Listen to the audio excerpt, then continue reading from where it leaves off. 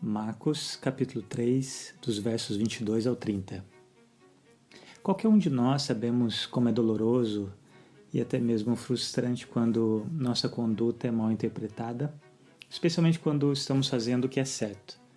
Vimos na semana passada que Jesus foi tido como louco por seus irmãos e irmãs e agora ele é terrivelmente mal interpretado pelos líderes religiosos. Nessa passagem, lemos que os mestres da lei que haviam descido de Jerusalém para observar os milagres realizados por Jesus. Estes homens não podiam negar a veracidade desses milagres e que nenhum homem comum seria capaz de realizá-los. Diante disso, o que eles fizeram? Acusaram nosso bendito Salvador de que ele estava agindo em parceria com o próprio diabo, ou Beelzebu. Jesus responde a essas acusações nos versos 23 ao 27, utilizando uma parábola, que eram histórias ou ilustrações para ensinar aos ouvintes uma verdade espiritual. Ele diz o seguinte: como pode Satanás expulsar Satanás?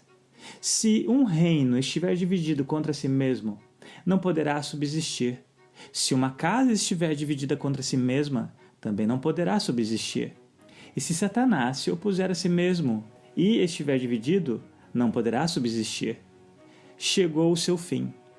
Jesus mostrou o absurdo da suposição de que Satanás viria expulsar Satanás. Pois se um reino dividido contra si mesmo, tal reino não pode subsistir. Essa verdade, entretanto, não tem recebido consideração suficiente muitas vezes da nossa parte. Por exemplo, observe, em primeiro lugar, a gravidade das divisões. Uma família onde a esposa e o marido não possuem as mesmas prioridades, o que acaba refletindo na criação de filhos confusos, inseguros e muitos deles até problemáticos. Ou uma empresa onde os funcionários não cooperam para o bem comum, normalmente acabam em falência.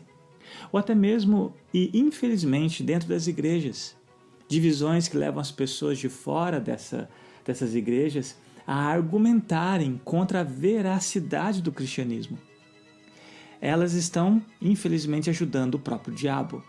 Na verdade, Satanás é o principal promotor das divisões religiosas.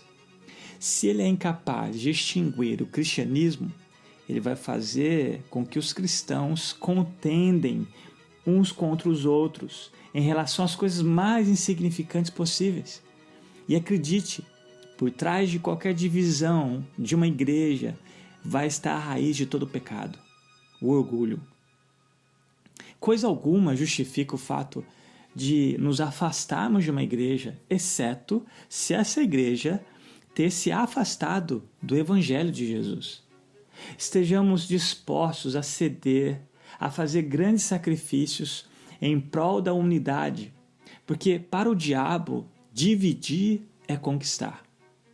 Em segundo lugar, devemos notar a declaração gloriosa do nosso Senhor acerca do perdão dos pecados, no verso 22. Jesus disse: eu lhes asseguro que todos os pecados e blasfêmias dos homens lhes serão perdoados. Não leia essas palavras de maneira corriqueira. Se você tem a consciência de sua própria pecaminosidade e de sua necessidade da misericórdia divina, essas palavras são doces e preciosas. Todos os pecados serão perdoados. Os pecados do passado, do presente, do futuro, os pecados da mente, das mãos, da língua, da imaginação, os pecados contra os mandamentos de Deus, os pecados cometidos por perseguidores como Saulo, os pecados da idolatria, os pecados dos inimigos declarados de Cristo, como aqueles judeus que o crucificaram, todos podem ser perdoados. O sangue de Cristo é poderoso para purificar por completo todos os pecados. A retidão de Cristo pode cobrir todos os nossos delitos. A doutrina aqui presente é a glória do Evangelho. Romanos 8:1. Portanto, agora já não há condenação para os que estão em Cristo Jesus. A primeira coisa que o Evangelho oferece aos homens é o perdão gratuito, o perdão pleno, a remissão completa, sem dinheiro, sem preço. Isaías 1,18, ainda que os vossos pecados sejam como a escarlate, eles se tornarão brancos como a neve. Algumas vezes, talvez nos sentimos desanimados, indignos e abatidos por causa dos nossos pecados. Mas se realmente já viemos a Jesus Cristo mediante a fé, nossos pecados foram completamente perdoados. Eles foram lançados para longe dos olhos de Deus, foram atirados nas maiores profundezas do mar. Em último lugar, observemos que é possível a alma de um homem perder-se eternamente e que o inferno não é aqui. As palavras de nosso Senhor foram claras, mas quem blasfemar contra o Espírito Santo nunca terá perdão. É culpado de pecado eterno. Sem a menor dúvida, essa é uma das verdades mais espantosas. E não podemos fechar os olhos diante dela. Uma verdade também conhecida como o pecado imperdoável ou a blasfêmia contra o Espírito Santo. Note para quem Jesus disse essas palavras. Para os homens que conheciam as Sagradas Escrituras e a ensinavam. Os líderes religiosos. Não se trata de um blasfemador ignorante na rua que corre o risco de cometer o pecado imperdoável, mas o homem ou a mulher na igreja que conhece as Escrituras, ouve a palavra exposta com precisão, com temor, viu algo do poder milagroso de Deus em suas vidas e ainda rejeita tudo isso. Até mesmo no fim, chega a identificar o que viu como se fosse o poder de Satanás. Esse tipo de pessoa chama as trevas de luz, o bem de mal, o amargo de doce. Provas de uma enorme perversão do espírito humano. Isaías 5:20. O aviso é particularmente para aqueles que cresceram na igreja e podem até ter alguma educação teológica, mas voluntariamente o rejeitaram. E no fundo do coração atribuem a suposta realidade cristã ao mal. Você pode estar se perguntando se existem pessoas que cometeram esse tipo de pecado. A resposta é sim. Houve homens e mulheres que têm rejeitado o testemunho do Espírito a respeito de sua própria condição e da pessoa e obra de Cristo tão consistentemente que seus corações se tornaram incapazes de acreditar. Para aqueles que temem se cometeram ou não esse tipo de pecado, podemos dizer com absoluta confiança que estar tão perturbado a este respeito é um testemunho infalível que não o cometeram. Aqueles que continuam a blasfemar contra o Espírito Santo não se importam nem um pouco se o fizeram ou não. Se alguém se importa, apesar de seus pecados serem os piores, há esperança e possibilidade de graça. Vários anos atrás, um pastor visitou um hospital às 3:30 da manhã para ver um homem que ele conhecia há alguns anos. O médico havia dito que o paciente estava morrendo e sabia disso. Durante a visita, este pastor perguntou ao paciente como estava a situação dele com Deus. Ele responde: sempre acreditei em Deus e sei que tudo está em ordem. O que você acredita sobre Jesus? Perguntou o pastor. Conheço a Deus em toda a minha vida e tentei observar bons padrões morais, sou honesto nos negócios, trabalhei duro. Meu amigo, disse o pastor, eu não estaria aqui se não fosse seu amigo.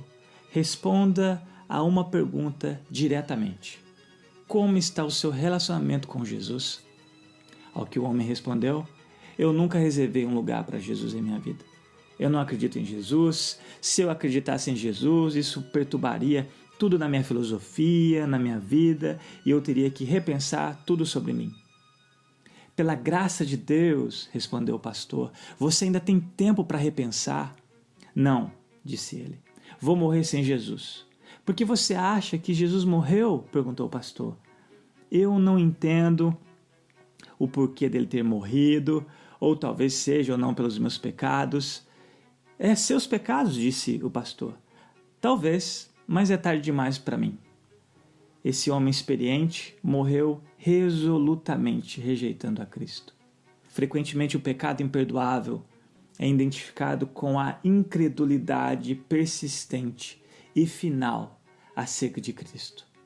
Como a morte traz o fim das oportunidades de uma pessoa se arrepender do pecado, e abraçar a Cristo. A finalidade da incredulidade traz a consequência do término da esperança e de perdão. E eu encerro com as palavras de Paulo, 2 Coríntios 6, verso 1 e 2. Eu gostaria que você pensasse com muito carinho no que ele diz. Como cooperadores de Deus, insistimos com vocês para não receberem em vão a graça de Deus. Pois ele diz: eu o ouvi no tempo favorável e o socorri no dia da salvação. Digo-lhes que agora é o tempo favorável, agora é o dia da salvação.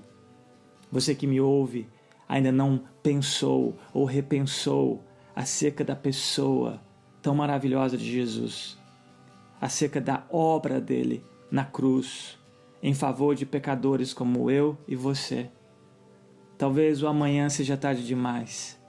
Talvez você achar que vai morrer idoso ou vai ter tempo suficiente para pensar acerca das coisas espirituais, especialmente do seu relacionamento com Jesus. Pode ser tarde demais. É hoje a oportunidade. É hoje o dia da salvação. Se o Espírito Santo do Senhor tem falado ao seu coração, não o resista. Eu suplico com você, como cooperador de Deus, não resista. Suplique a Deus, clame a Deus por misericórdia. E Ele assim o fará, porque é Ele que efetua em você tanto o querer quanto o realizar, segundo a sua soberana boa vontade. Que o Senhor os abençoe.